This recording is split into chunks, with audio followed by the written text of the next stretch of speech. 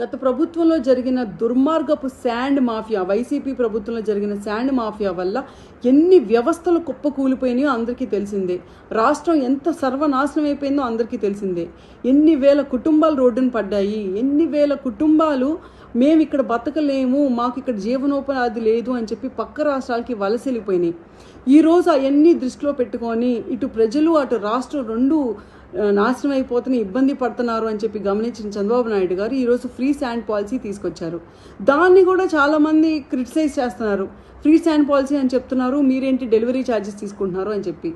నాకు ఫ్రీ వైద్యం దొరుకుతుందని ఒక హాస్పిటల్కి వెళ్తాను, ఎన్నో వేలు ఖర్చు పెడితే కానీ దొరకని వైద్యం ఫ్రీగా దొరుకుతున్నప్పుడు నేను ఆఫ్టర్ ఆల్ మెడిసిన్ కొనుక్కోలేనా? కొన్ని వందలు పెట్టుకొని, ఒక 100-200 పెట్టుకొని మెడిసిన్ కొనుక్కోలేనా? అలాంటిదే ఈ పాలసీ కూడా.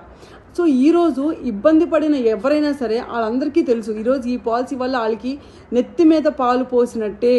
వాళ్ళు ఈరోజు ఒక ఇల్లు కట్టుకుందాం అనుకున్న వాళ్ళు 2 ఇళ్ళు కట్టుకుంటారు, ఒక వ్యాపారం పెట్టుకుందాం అనుకున్న వాళ్ళు 2 వ్యాపారాలు పెట్టుకుంటారు. పక్క రాష్ట్రం వెళ్ళిపోయిన వాళ్ళు కూడా ఈ రాష్ట్రం వచ్చి ఇక్కడ ఇన్వెస్ట్ చేస్తారు. అటు రాష్ట్రం బెనిఫిట్ అయితే, అటు ప్రజలు బెనిఫిట్ అవుతుంది. ఇంత మంచి జరుగుతుంటే ఇంకా సిగ్గుసరం లేకుండా యూట్యూబ్లో కూర్చొని, లేకపోతే సాక్షి ఛానల్లో కూర్చొని ప్రతి ఒక్కళ్ళు నోటుకు వచ్చినట్టుగా ఈ పాలసీ వల్ల ఏం బెనిఫిట్ ఉంది, రాష్ట్రం వెనక్కి పడిపోతుంది, లేకపోతే జనాలకి ఇంకా ఎక్కువ వెల్ఫేర్ ఇవ్వటం ఎందుకు, ఇది అసలు ఫ్రీ పాలసీయే కాదు అని చెప్పి పిచ్చి వాగుతున్న ప్రతి ఒక్కరికి చెప్తున్నాం. ఇది రాష్ట్రానికి బెనిఫిట్ లేకపోతే ఈ రోజు చంద్రబాబు నాయుడు గారు ఇది అసలు చేపట్టే వాళ్ళే కాదు. ఇదేదో గత ప్రభుత్వం కన్నా మేము తక్కువ ఇస్తున్నామని చూపించుకోవడానికి కాదు. ఆ రోజు స్టేట్ డివైడ్ అయినప్పుడే 2014లో మేము వచ్చినప్పుడు కూడా ఫ్రీ పాలసీ ఉండింది, ఫ్రీ శాండ్ పాలసీ. బికాజ్ కొత్త కన్స్ట్రక్షన్స్ ఎంకరేజ్ చేయాలి, ఎక్కువ మందిని ఇక్కడ ఇన్వెస్ట్ చేసేలా చేయాలి, ఒక మిడిల్ క్లాస్ పర్సన్ కూడా ఇన్వెస్ట్ చేసే పరిస్థితులు ఈ రాష్ట్రం ఉండాలి అని చెప్పి నమ్మారు. కాబట్టి ఓవరాల్గా ఒక వైడర్ ప్రాస్పెక్ట్లో ఈ రాష్ట్ర ఎకానమీ పెరగాలని కోరుకున్నారు. కాబట్టి ఈరోజు ఈ పాలసీ తీసుకొచ్చారు.